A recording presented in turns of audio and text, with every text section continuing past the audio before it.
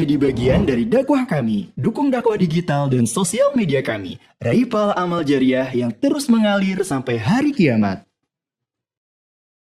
Sebelum kita mulai, kita sama-sama meminta kepada Allah SWT agar Allah senantiasa melindungi teman-teman kita yang ada di Sumatera, khususnya yang ada di Aceh ya, atau Sumatera Utara, Sumatera Barat, dan wilayah-wilayah sekitarnya. Dan semoga teman-teman yang punya keluarga di daerah-daerah tersebut Allah selamatkan, dan Allah segera selesaikan, Allah hilangkan berbagai macam kemalangan ini insyaAllah. Amin amin ya rabbal alamin. Dengan wasilah Quran yang sudah teman-teman hafalkan, mudah-mudahan Allah mengabulkan doa teman-teman semua, sehingga Allah jaga keluarga teman-teman semua yang ada di daerah-daerah tersebut. Baik, tema ini sangat penting agar kita menjadi pribadi yang senantiasa menjadi seorang murid. Uma ini murid teman-teman semua. Uma mungkin pada hari ini guru, tapi juga murid dalam waktu yang bersamaan. Dan kita adalah murid sepanjang usia kita. Kalau ada di antara teman-teman yang tidak jadi murid, maka alangkah meruginya kehidupan itu. Kenapa? Karena dalam kehidupan kita, wajib kita menjadi murid setiap saat. Harus kita belajar setiap detik. Kalau kamu bukan jadi murid, berarti kamu nggak punya guru. Berarti kamu nggak belajar dan nggak pernah belajar. Seumur hidup kita adalah murid dan juga sekaligus guru karena memberikan ilmu yang sudah kita punya. Murid dan karakter murid adalah rendah hati. Sebelum memulai bagaimana kita meletakkan posisi guru adalah cahaya ya. Seorang penuntut ilmu, dia punya karakter yang beda dengan karakter orang-orang lain. Karakter penuntut ilmu itu apa? Karakter penuntut ilmu adalah tawadu. Dia pasti rendah hati. Kenapa? Karena dia tahu semakin dia belajar, semakin dia merasa bodoh, semakin dia tidak tahu apa-apa. Semakin dia belajar, semakin dia merasa ilmu Allah itu sangat luas. Dan dia begitu kerdil. Dengan begitulah para penuntut ilmu punya akhlak yang rendah hati. Beda orang yang nggak belajar. Mungkin ada rasa sombong pada dirinya, mungkin ada rasa tinggi pada dirinya, sudah merasa pintar dan sebagainya, ya karena dia bukan penuntut ilmu. Karena dia sudah merasa tahu, makanya dia nggak mau belajar. Tapi penuntut ilmu selalu merasa kurang, selalu merasa kurang. Makanya akan timbul rasa rendah, tawadu, rendah hati pada dirinya, karena dia tahu bahwa dia perlu ilmu dari guru-gurunya.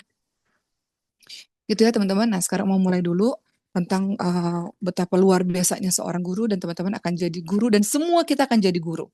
Guru untuk apa? Guru untuk anak-anak kita, guru untuk adik-adik kita, guru untuk keluarga kita.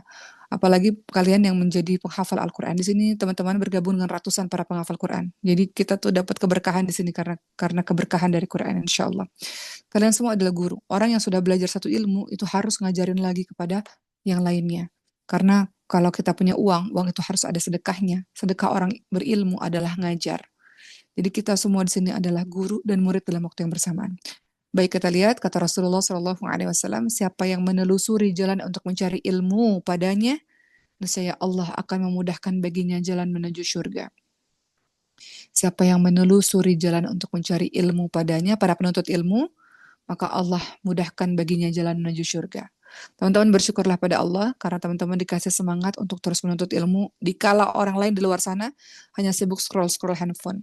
Uma cerita sedikit sebelum Uma lanjutin tentang hadis ataupun Quran ataupun kisah-kisah para ulama bagaimana mereka menghormati guru. Karena Uma tinggal di Mesir, jadi Uma cuma bisa cerita yang ada di Mesir. Bagaimana budaya belajar di Mesir ini luar biasa, jauh dengan budaya belajar di Indonesia. Giat belajarnya orang-orang di Indonesia, jauh sekali. Uma pernah cerita bahwa betapa orang-orang di sini, Uma termasuk pribadi yang setuju sekali kalau murid itu dikasih PR ya. Karena dengan adanya PR mereka murojaah, mereka ngulang-ngulang kembali hafalan. Ilmu itu kalau nggak murojaah gimana bisa melekat? Kayak Quran teman-teman hafalan kalau nggak murojaah gimana bisa melekat? Dan kadang-kadang kita murid harus dipaksa supaya kita bisa terus belajar. Makanya adanya PR gitu. Nah di sini Mesir ini semuanya ada PR. Semua mata pelajaran setiap hari ada PR. Termasuk Quran itu setiap hari ada PR. Jadi budaya belajar itu saling berlomba-lomba gitu orang-orang untuk belajar. Kemarin Aisyah, anaknya Dr. Ahmad Hasan, Syekh Ahmad Abdul Aziz yang mengajar di Maskan Lofas di Indonesia. Bayangin, beliau itu adalah orang Mesir yang kuliah di Al-Azhar, Kairo, dan beliau mengambil jurusan kedokteran. Teman-teman tahu nggak kalau di Al-Azhar itu? Boleh jadi dokter, boleh jadi insinyur, boleh kuliah berbagai macam sekolah umum, pelajaran-pelajaran umum, tapi harus hafal 30 juz. Bagaimana orang si Aisyah ini kemarin dia mempresentasikan bagaimana cara dia belajar. Bukunya segini teman-teman, lebih tinggi dibandingkan dengan badannya. Buku yang harus dia pelajari ketika dia mau masuk untuk kedokteran. Tidak hanya ilmu-ilmu umum tapi ilmu-ilmu agama. Di Azhar itu ilmu umum dipelajari karena dia jurusan kedokteran, termasuk juga ilmu agama. Semuanya hadis, tafsir, fikih, semuanya dia pelajari. Jadi satu saat bisa jadi guru, satu saat bisa jadi ulama juga, satu saat bisa jadi guru agama juga gitu. Beliau memperlihatkan bukunya yang lebih tinggi dibandingkan dengan badannya sendiri, dan beliau bilang nggak bisa main-main, belajar. Hidup itu ada porsi-porsinya, ada porsi untuk ngobrol santai sama teman-teman, ada porsi untuk refreshing, porsi untuk main, tapi lebih banyak waktunya untuk belajar ataupun bekerja. Orang yang bekerja pun harus ada waktu untuk belajar. Bagaimana beliau cerita, beliau itu orang Mesir, susah bahasa Inggris, tapi beliau berjuang untuk bisa bahasa Inggris dan bahasa Latin karena kedokteran itu pakai bahasa Latin. Beliau berjuang untuk ngafalin Quran 30 juz di waktu yang bersamaan. Kita ngapain teman-teman semua? Kita ini terlalu banyak main-main gitu. Terlalu banyak main-main. Sampai Quran aja sampai hari ini 30 juz 30 aja nggak kelar untuk orang-orang di luar sana gitu. Itu kan sesuatu yang harusnya kamu malu gitu. Sampai usia segini masa juz amma aja kamu nggak bisa gitu. Itu sesuatu yang harusnya kamu tangisi dirimu sendiri. Ini untuk teman-teman yang di luar pondok ya. Kalau di pondok kan teman-teman ngafalin Quran, bersyukurlah dengan itu. Di sini juga bergabung teman-teman umum. Teman-teman cobalah tanya sama diri teman-teman semua. Kita ini orang Islam gitu. Masa sampai hari ini juz amma aja nggak hafal gitu. Itu kan sesuatu yang harusnya kita malu pada diri kita sendiri. Sudah sejauh apa sih saya sama Quran? Kok segitunya saya nggak mau ngafalin Quran gitu. Segitunya saya nggak mau belajar agama. Sampai hari ini aja nggak ngerti bacaan sholat. Ada loh orang yang puluhan tahun sholat nggak ngerti bacaan sholatnya apa. Ini maknanya apa nggak tahu. Itu kan PR besar buat kita ya. Dan kita semua bisa mendapatkan ilmu itu dengan guru. Dengan adanya guru. Tadi Mas sempat mendengarkan Ustadz Arlan mengatakan, bayangin kalau kita belajar sendiri nggak bisa. Teman-teman semua nggak bisa. Dengan adanya guru semua jalan jadi lebih mudah dan lebih cepat dalam memahami. Uma di kampus belajar mustalah hadis gitu ya, belajar hadis-hadis lah. Pakai bahasa Arab nggak ngerti, diterjemahin pakai bahasa Indonesia, pakai Google nggak ngerti juga. Kemudian akhirnya harus ada guru gitu, guru yang benar-benar ngejelasin dari dasar seperti ini, seperti itu. Baru akhirnya paham dengan shortcut, dengan cara yang singkat, paham. Baca buku, banyak buku nggak ngerti juga gitu. Lihat bagaimana luar biasanya jasa seorang guru, membuat kita lebih cepat sekali dalam memahami ilmu. Maka untuk para penuntut ilmu, tadi Rasul katakan siapa yang menelusuri jalan untuk mencari ilmu, maka Allah memudahkan jalannya menuju ke syurga. Salman Al-Farisi radhiyallahu anhu berkata, senantiasa manusia berada dalam kebaikan selama masih ada generasi pertama sehingga dia mengajar ke generasi berikutnya. Maka jika wafat generasi pertama sebelum mengajarkan ilmu atau belajar generasi sesudahnya, niscaya binasalah manusia. Jadi ilmu kan turun-menurun kan teman-teman semua. Ilmu kita nggak bisa dapat dari buku aja, nggak bisa. Kalau kita bilang, bisa baca di Google, nggak bisa. Khususnya ilmu-ilmu agama itu harus dengan guru. Ya, makanya kita bilang bersanad gitu ya, guru turun-temurun, turun-temurun.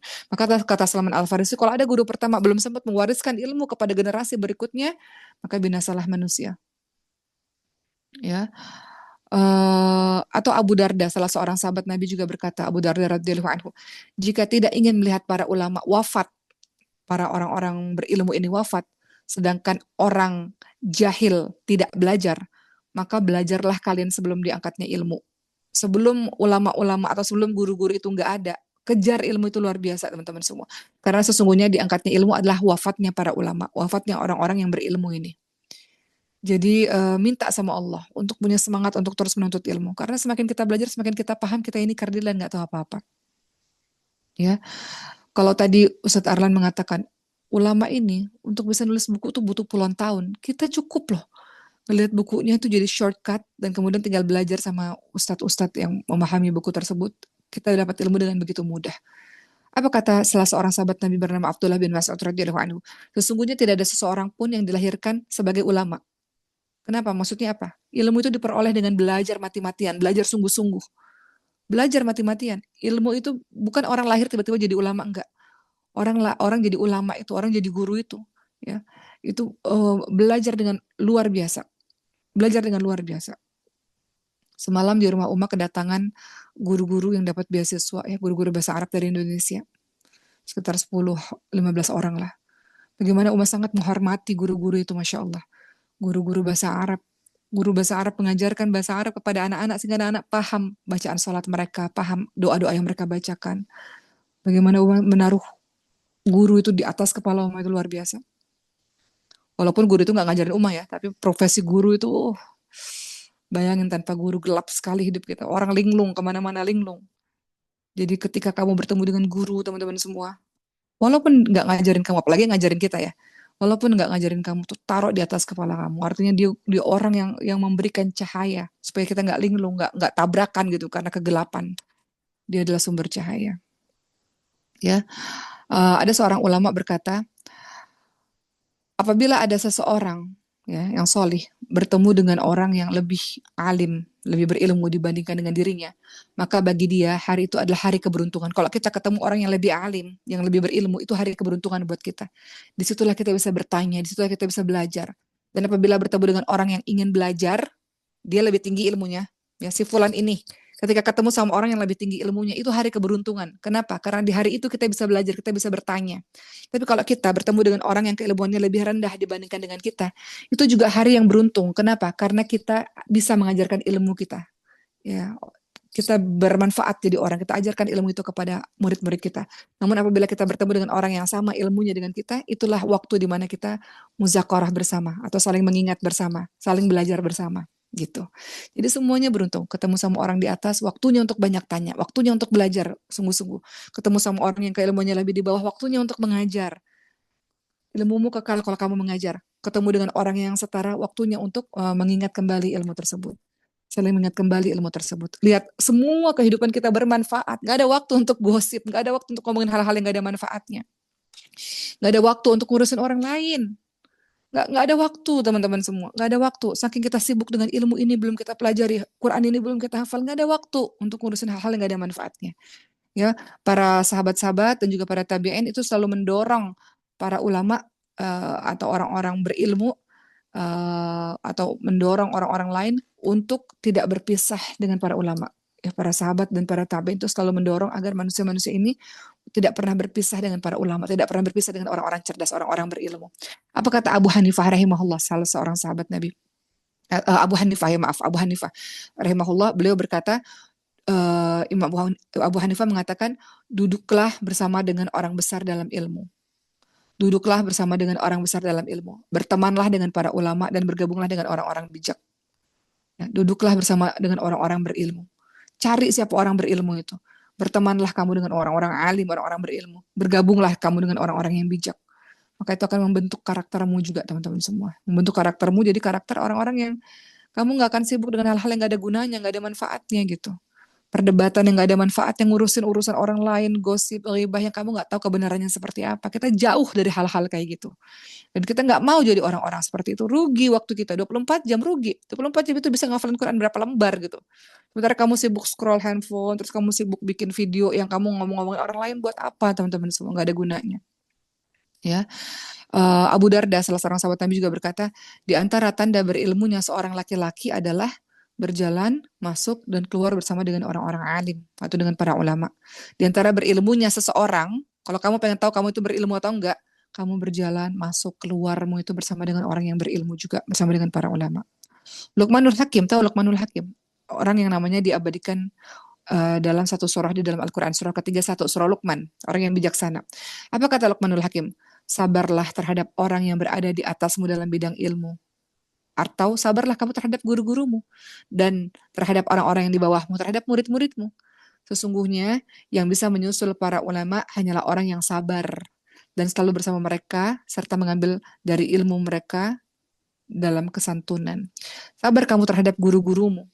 Namanya orang menuntut ilmu nggak ada hari ini belajar langsung besok langsung bisa, nggak bisa, teman-teman semua. Ilmu itu harus diperoleh dengan sabar. Maka sabarlah kamu ketika belajar bersama gurumu, sabarlah kamu ketika mengajar untuk murid-muridmu.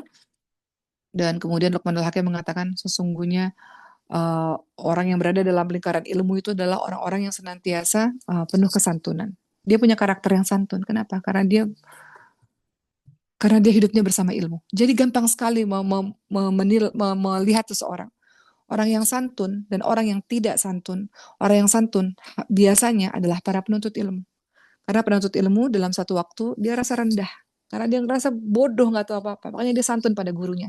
Dan dia ngerasa tawadu bersama dengan murid-muridnya. Karena dia tahu bahwa aku dulu pernah di posisimu, wahai para murid. dan bagaimana aku begitu berjuang untuk mendapatkan ilmu itu. Sekarang saatnya aku memudahkan kamu untuk juga menuntut ilmu. Begitu aja hidup kita, teman-teman semua. Apapun profesimu, profesimu pedagang kayak apa kayak, tetap kita ini adalah seorang penuntut ilmu, ya.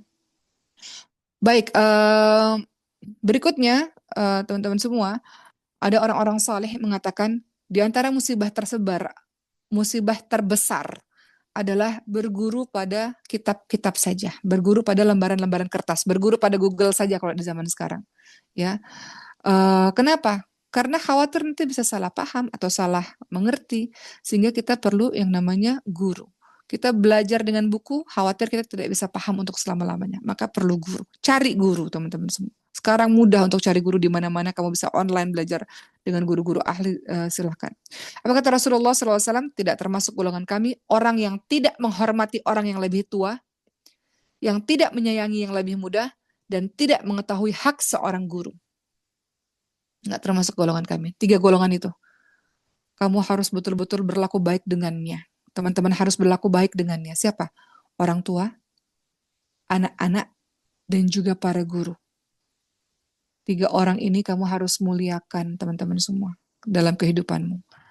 Nah, sekarang yang ingin membahas berikutnya, kalau begitu adab kita sebagai murid kepada seorang guru itu seperti apa? Mengingat luar biasanya kita yang tadinya nggak tahu apa-apa jadi paham. Teman-teman tahu nggak rasanya? Kalau kita dapat satu ilmu, kayak ada rasa kita dapat harta karun gitu. Iya nggak sih? Kita dapat harta karun, ya Allah, yang ini saya nggak ngerti, yang ini saya nggak tahu. Saya belum paham tentang tauhid misalnya. Saya belum, makanya di Maskal Nufas ada kelas-kelas tauhid. Ikuti tauhid. Tauhid itu sumber kehidupan kita itu. Dasar kehidupan kita. Nanti seluruh anak maskan, sekarang Uma lagi menyusun kitab, guru Syekh Azhar ini lagi menyusun kitab yang sederhana, paling sederhana. Ya, untuk anak-anak Maskal Nufas yang belajar 1 tahun di Maskal Nufas. Karena kalau anak-anak yang PDQ, pengkaderan dai Quran 2 tahun, sudah ada kitab tauhidnya sendiri.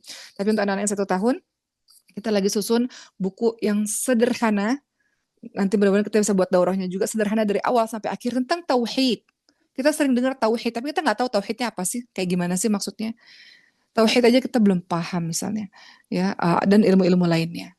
Dan ketika kita belajar kita merasa, ya Allah, kemana aja saya selama ini, saya baru tahu ilmu-ilmu dasar aja kita belum menguasai misalnya. Ya, jadi mudah-mudahan teman-teman bisa istiqamah dalam mencari ilmu, dalam menuntut ilmu. Baik, sekarang kita akan bahas adab-adab seorang murid pada gurunya. Pertama, ya, mengambil ilmu dari guru yang berilmu, yang berakidah lurus dan berakhlak yang mulia. Kenapa? Guru itu sangat penting karena berpengaruh dalam keyakinanmu, berpengaruh dalam akhlakmu, berpengaruh dalam tingkah laku murid, berpengaruh pada tingkah laku kita. Bedanya guru dengan Google, teman-teman semua. Google memberikan informasi, iya, tapi tidak mengajarkan akhlak, nggak mengajarkan adab, ya kan? Tapi seorang guru itu sangat penting. Maka kamu pilih guru yang berilmu, yang berakhlak lurus, yang berakidah lurus, yang berakhlak mulia. Pilih guru, ya. Ilmu ini adalah agama, maka lihatlah dari siapa kamu mengambil agama kamu. Seorang ulama tabi'in namanya Muhammad Ibn Sirin mengatakan hal begitu. Artinya jangan mengambil ilmu dari orang-orang yang sembarang, kecuali yang kamu yakin menjadi tempatmu untuk mengambil ilmu. Ya. Kemudian yang kedua, kamu hormati dan muliakan guru-gurumu itu. Guru itu layaknya orang tua yang kamu hormati, yang kamu muliakan. Kenapa? Karena dengannya kamu jadi paham sesuatu yang kamu belum paham sebelumnya. Ya, nanti Uma akan ceritakan bagaimana para sahabat-sahabat berperilaku pada guru-gurunya. Terus kita lihat bagaimana adab kita dengan guru-guru kita, teman-teman semua. Kalau kita lihat para sahabat-sahabat Nabi, itu adalah contoh dari penuntut ilmu yang beradab, memuliakan gurunya. Seorang sahabat namanya Abu Sa'id Al-Khudri radhiyallahu anhu, dia berkata, saat kami duduk-duduk di masjid, maka keluarlah Rasulullah SAW di hadapan kami. Maka seakan-akan di atas kepala kami terdapat burung. Tak satu pun dari kami yang berbicara. Hadis riwayat Bukhari. Ketika Rasul datang, burung itu di atas burung. Di kepalanya ada burung. Kan gak bergerak. Kalau bergerak, burungnya pergi. Artinya begitu tenang dan khusyuknya. Tidak ada satu pun dari kami yang berbicara. Sedemikianlah mereka menghormati guru. Makanya ilmu itu berkah untuknya. Ya. Juga teman-teman tahu kisah yang masyhur, yang sangat terkenal ya, dari Ibnu Abbas radhiyallahu anhu. Ibnu Abbas itu mufasir Qurannya. mufasir Quran kita gitu.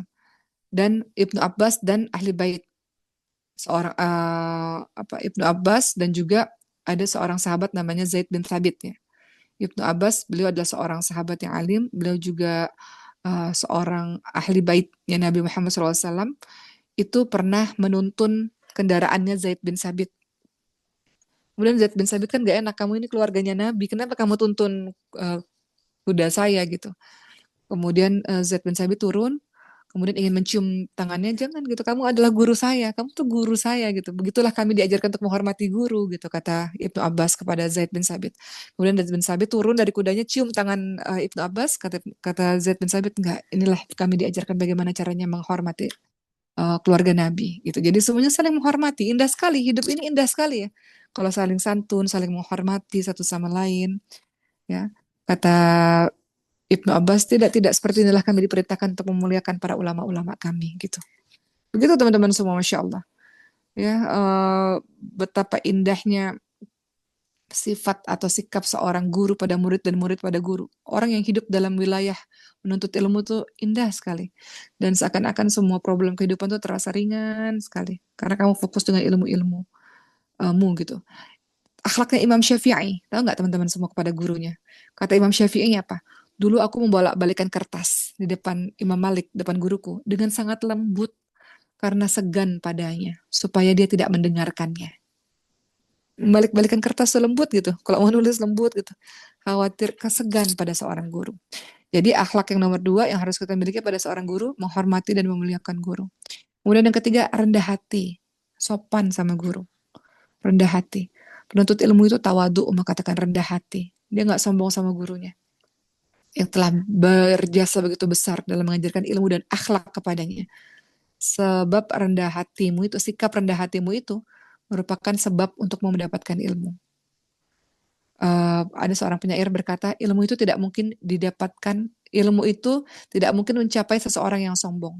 Sebagaimana air tidak mungkin meluncur ke tempat yang lebih tinggi gitu. Enggak. Ilmu itu nggak mungkin mencapai seseorang yang sombong.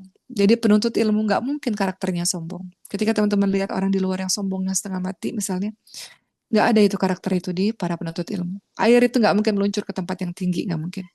Gitu ya. Jadi tawaduklah, kata Umar bin Khattab, tawaduklah kalian kepada orang-orang yang mengajari kalian. Ya. Yang keempat, apalagi yang harus kita miliki sebagai seorang murid kepada guru? Menjaga adab di majelis ilmu. Kita kan ikut kajian-kajian di majelis ilmu, miliki adab. Majelis ilmu itu taman-taman surga, teman-teman semua. Punya adab di situ. Maka kata Nabi apa? Kalau kalian melewati taman surga majelis ilmu, dan kemudian berhentilah di situ. Kemudian para sahabat tanya, taman surga itu apa ya Rasulullah? Kata Rasulullah, taman surga itu adalah majelis ilmu. Halaqah dzikir, majelis-majelis ilmu. Jadi kalau kalian melewati majelis ilmu, melewati taman-taman surga, berhenti. Apa itu taman surga? Majelis ilmu. Majelis ilmu, ya. Begitulah teman-teman semua. Berikutnya yang kelima, adab kita sebagai seorang guru yang telah berjasa begitu luar biasa dalam kehidupan kita. Sabar atas sifat kasar atau ketegasannya seorang guru. Sabar. Uma pernah belajar Quran ya dengan seorang syekh. Orang Arab itu kan lebih tegas dibanding orang Indonesia ya. Orang Indonesia kan santun-santun, lembut-lembut. Orang Arab ini suka agak keras gitu. Jadi kadang-kadang suka kalau salah baca tuh tiba-tiba beliau langsung nepuk meja, duk gitu, nepuk meja gitu. Kaget lagi gitu. Ya, tapi bersabarlah dengan sifat ketegasan dari seorang guru. Teman-teman lihat suratul Kahf ayat 28. Apa bunyinya? A'udzu billahi minasyaitonir rajim. Wasbir nafsaka ma'al ladzina yad'una rabbahum bil ghada, dan seterusnya. Bil ghadati wal 'ashiyyi yuriduna wajhahu, dan seterusnya ya. Bersabarlah kamu bersama dengan orang-orang yang menyuruh Tuhannya di pagi hari dan senja hari dengan mengharap keridhoannya, dan seterusnya. Bersabarlah kamu. Wasbir nafsak, bersabarlah kamu bersama dengan orang-orang yang menyuruh Tuhannya di pagi hari dan senja hari. Artinya apa? Sabar sama guru. Guru itu lagi transfer ilmunya sama kamu. Sabar atas sikap tegasnya seorang guru. Suratul Kahf ayat 28 mengajarkan kita tentang sabar bersama orang-orang yang menyuruh Tuhannya di pagi dan senja hari. Ya, bersabarlah. Imam Syafi'i berkata, bersabarlah terhadap kerasnya seorang guru, bersabarlah terhadap tegasnya seorang guru. Kenapa? Sesungguhnya gagalnya mempelajari ilmu karena kamu memusuhi guru. Gagalnya mempelajari ilmu karena kamu memusuhi guru. Penyair berkata apa? Barang siapa yang tidak tahan merasakan tentang ketegasan dari seorang guru tersebut, maka sepanjang hidupnya dia tetap dalam kebodohan. Dan barang siapa yang sabar dalam menghadapi gurunya, maka dia akan mendapatkan kemuliaan dunia dan akhirat. Nggak ada ilmu sulap hari ini belajar langsung bisa. Teman-teman bisa baca Quran dengan seindah dan sebagus ini. Nggak ada dalam satu malam. Kalau ada yang tanya gimana ya cara baca Quran sebagus itu, ya karena kamu belum banyak bacanya, makanya terbata-bata. Kenapa dia bisa lancar banget bacanya? Karena dia udah banyak bacanya, makanya dia fasih. Gitu. Yang keenam, teman-teman semua, apa yang harus kita lakukan? Materi ini nggak cuma untuk murid berusia belasan tahun, 20 tahun, nggak. Materi ini berlaku untuk semua para penuntut ilmu berapapun usiamu, teman-teman semua. Uma katakan di Azhar itu kalau kalian tanya, berapa umur orang tertua yang belajar? 90 tahun. S1. Umur 90 tahun masih belajar. Terus kata guru Uma, waktu ngajar di kelas, tiba-tiba ada satu hari dia nggak pernah datang lagi selama-lamanya. Saya pikir mungkin dia udah kembali kepada Allah, kata guru Uma gitu. Tapi ada murid yang masih terus bersemangat belajar. Mungkin secara pengalaman hidup lebih banyak, tapi beliau tetap santun bersama dengan guru-gurunya, Masya Allah. Yang keenam, apa yang harus kita lakukan? Selalu mendoakan dengan kebaikan. Termasuk orang yang paling berjasa dalam hidup kita kan adalah guru ya teman-teman semua. Sehingga kita dianjurkan untuk membalas kebaikan beliau dengan semampu kita dengan terus mendoakannya. Apa kata Nabi? Apabila ada orang yang berbuat baik kepadamu, maka balaslah dengan balasan yang setimpal. Kalau kamu nggak bisa balas, maka doakanlah dia sehingga kamu memandang telah mencukupi untuk membalas dengan balasan yang setimpal. Kita nggak bisa balas jasa guru-guru kita, teman-teman semua. Maka doakan dia setiap saat. Ya, dikatakan hendaklah seorang penuntut ilmu mendoakan gurunya sepanjang waktu, memperhatikan anak-anaknya, kerabatnya, menunaikan haknya apabila dia telah wafat. Sekarang mau bahas terakhir nih teman-teman semua tentang kisah orang-orang soleh, kisah para ulama, kisah para sahabat-sahabat, bagaimana mereka memuliakan guru. Tadi Uma sudah cerita tentang kisah Ibnu Abbas yang dijuluki penterjemah Al-Quran ya, menghormati gurunya Zaid bin Sabit. Ya, tadi Uma sudah cerita bagaimana Ibnu Abbas ini menghormati gurunya. Gurunya juga nggak enak hati karena ini ahlu bait gitu, keluarganya Nabi Muhammad SAW. Tapi Ibnu Abbas memegang tunggangannya, tali tunggangannya sang guru dan mengatakan, sudahlah ini memang cara kami para murid untuk menghormati para guru. Imam Syafi'i, teman-teman semua, tadi Uma katakan bagaimana beliau membuka lembaran kertasnya pelan-pelan agar nggak menimbulkan suara yang mengganggu gurunya yang sedang mengajar. Ada satu kisah menarik tentang Imam Syafi'i. Ini menarik, teman-teman harus dengar ini sungguh-sungguh. Imam Syafi'i pernah tiba-tiba mencium tangan dan memeluk seorang laki-laki tua di tengah jalan. Kemudian murid-murid Imam Syafi'i ini akhirnya mengatakan, Imam, kenapa kamu mencium tangan orang itu? Kenapa kamu memeluk laki tua itu yang kamu nggak kenal di tengah jalan ini? Padahal kan banyak ulama-ulama besar yang kamu bisa melakukan itu. Kamu cium dia, kamu cium tangannya, kamu peluk dia. Kenapa kamu tiba-tiba cium tangan dan kamu peluk laki-laki tua di tengah jalan ini? Coba lihat jawaban Imam Syafi'i, teman-teman semua. Dia adalah salah seorang guruku. Dia aku muliakan karena pernah satu hari aku bertanya kepadanya, wahai Bapak, bagaimana sih cara mengetahui anjing yang sudah dewasa itu? Lalu bapak itu menjawab, untuk mengetahuinya adalah dengan melihat apakah anjing itu mengangkat sebelah kakinya ketika hendak buang air atau tidak. Dan kalau dia mengangkat kakinya, ketahuilah bahwa anjing itu telah dewasa. Begitu kata bapak itu. Itu ilmu yang Imam Syafi'i nggak tahu tentang bagaimana membedakan anjing dewasa dengan anjing yang belum dewasa. Bagi Imam Syafi'i itu ilmu berharga, dia nggak tahu mengenai hal itu. Beliau nggak tahu tentang hal itu. Dan bapak ini mengajarkan ilmu itu kepadanya. Sampai-sampai ketika ketemu di jalan, Imam Syafi'i menghormatinya, memeluknya, menciumnya. Bayangkan, hanya ilmu yang satu itu.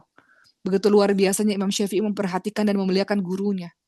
Pembelajaran tadi kan kesannya remeh, temeh, nggak ada artinya gitu. Tidak membuat bukan ilmu yang besar gitu. Tapi itu nggak membuat seorang Imam Syafi'i itu melupakan atau meremehkan jasa dari guru itu.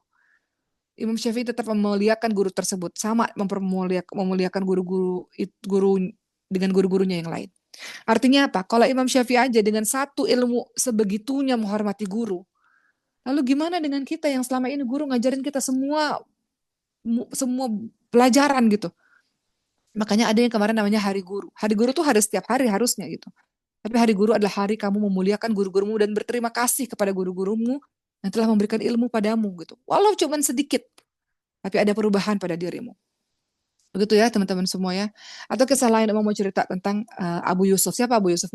Murid dari Imam Abu Hanifah. Ya, apa yang dilakukan oleh Abu Yusuf? Abu Yusuf itu selalu mendoakan Imam Abu Hanifah dalam sholatnya, selalu mendoakan, bahkan sebelum mendoakan kedua orang tuanya sendiri. Karena jasa gurunya yang begitu besar kepadanya. Hal ini, mendoakan ini termasuk adalah cerminan rasa hormat dan rasa bersyukur pada gurunya. Atau kisah lain, kisah Ahmad bin Hambal, Imam Ahmad bin Hambal. Ya, beliau memuliakan gurunya dengan terus mendoakan gurunya selama 30 tahun, memohonkan ampunan untuk gurunya terus-menerus. Atau Khalifah Harun ar-Rasyid, seorang pemimpin ya, memerintahkan anaknya itu untuk membasuh kaki gurunya sebagai bentuk penghormatan. Atau kisah terakhir, Khalifah Ali bin Abi Thalib. Bagi teman-teman ikhwan yang mau sholat Jumat, silakan sholat Jumat. Ini terakhir sudah selesai ya. Sayyidina Ali bin Abi Thalib. Beliau pernah berkata apa? Aku adalah hamba dari siapapun yang mengajariku walau satu huruf. Aku pasrah kepadanya. Entah aku mau dijual, aku mau dimerdekakan, atau aku tetap menjadi seorang hamba, kata beliau. Apa maksud dari perkataan beliau? Perkataan ini menunjukkan bentuk memuliakan dan pengabdian yang tinggi pada siapapun yang pernah mengajari kita, walau hanya satu huruf. Bahkan beliau memberikan ibarat hubungan guru dengan murid itu seperti tuan dan budak gitu, senantiasa siap menjalankan titah dari gurunya. Jadi begitulah teman-teman semua, hari ini adalah pembelajaran mengenai akhlak ya. Bagaimana kadang-kadang kita lupa untuk berbuat baik pada guru-guru. Ingat dulu guru-guru SD kah, guru-guru yang pertama kali ngajarin kamu Al-Fatihah, kayak guru-guru yang pertama kali ngajarin kamu Iqra, kayak sampai sekarang. Kamu bisa seperti sekarang karena pondasi yang ditanam oleh guru-gurumu sejak awal. Jadi supaya ilmu itu berkah ada pada dirimu teman-teman semua, jadilah pribadi-pribadi yang santun itu, jadilah pribadi-pribadi yang terus merasa haus dengan ilmu dan merasa perlu dengan ilmu. Kisah penutup dari Uma dulu tinggal di Batam, Kepulauan Riau, masa kecil. Uma pernah bilang begini sama Allah, ya Allah, susah banget ya cari guru di daerah ini. Dulu waktu Uma masih kecil kan guru agama nggak ada ya, susah gitu. Di kampung tuh susah loh. Kata siapa di kampung, mungkin sekarang banyak gitu, tapi dulu tuh susah gitu. Gimana ya, saya mau belajar Quran, tapi siapa gitu, siapa yang bisa ngajarin saya? Saya mau belajar Quran dengan benar, saya mau belajar Quran sanad tuh nggak ada gurunya, di mana gurunya gitu. Sampai Uma di Jakarta, kemudian akhirnya buat masker hufaz masih kesusahan gitu. Saya mau Quran bersanad itu di mana ya? Oh, gurunya ada di Mesir sana, gurunya ada di Arab sana. Saya nggak bisa bahasa Arab pada saat itu. Gimana? Saya nggak punya akses gimana gitu. Susah banget gitu. Kita mau belajar tapi nggak punya guru tuh susah. Maka ketika kamu diberikan guru, teman-teman semua, itu harta berharga yang kamu harus bersyukur kepada Allah karena kamu dikasih kesempatan untuk bisa mengambil ilmu dari para guru-guru kita. Ingat tadi mau bilang baca buku itu nggak bisa, nggak ngerti kita. Makanya kita harus punya guru. Maka dengan kamu menghormati, memuliakan guru-gurumu, dengan kamu mendoakan guru-gurumu, kita tahu ya, kita semua tahu, oh kita harus hormat sama guru. Tapi hari ini Uma ingin teman-teman mendalami dan menghayati lagi, betapa muliakanlah para guru-guru itu. Guru yang mengajarimu atau guru yang nggak mengajarimu. Mereka orang-orang yang luar biasa, memberikan, mendedikasikan waktunya, tenaganya, pikirannya, bahkan hartanya untuk murid-muridnya. Kan nggak mungkin guru menolak ketika ada murid yang mengatakan, aku nggak punya duit, tapi aku mau belajar. Kan nggak mungkin kita tolak, ya kan? Maka guru dengan penuh rasa kasih sayangnya, kepeduliannya, dia berkorban untuk, ayo kita belajar sama-sama. Kita belajar bareng-bareng. Jadi hormatilah guru-gurumu, mudah-mudahan itu jadi keberkahan ilmu untuk kita teman-teman semua, dan senantiasa punya hati yang rendah hati, supaya kita tahu bahwa kita bukan siapa-siapa. Nggak ada apa-apanya. Di atas langit masih ada langit. Dan kau semakin hari semakin bodoh karena kau belajar. Karena kau menyadari kau bukan siapa-siapa. Ilmu terlalu luas, ilmu Allah terlalu banyak, dan engkau bukan siapa-siapa. Maka dengan begitu, ilmumu akan terus bertambah. Ya, teruslah berada di tempat yang kau paling bodoh di tempat itu. Supaya engkau bisa terus berkembang. Kalau kau merasa di tempat itu kau sudah jadi orang yang paling pintar, pindah ke tempat yang lainnya. Yang kau merasa bodoh di ruangan itu, di tempat itu. Supaya engkau terus berkembang. Supaya engkau terus belajar. Begitu teman-teman semua, alhamdulillah. Uma mohon izin teman-teman berikan komen di grup chat ini. Teman-teman mau temanya tentang apa? Supaya kita bisa bahas tentang tematik ya, tematik. Kita bahas tematik setiap pekannya.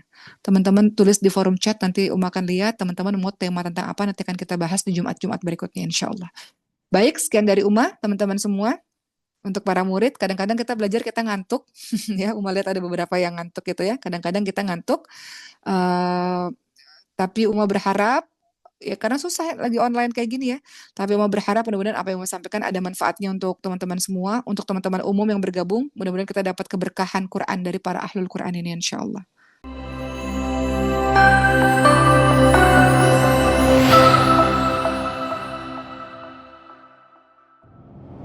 Yuk jadi bagian dari dakwah kami. Dukung dakwah digital dan sosial media kami. Raih pahala amal jariah yang terus mengalir sampai hari kiamat.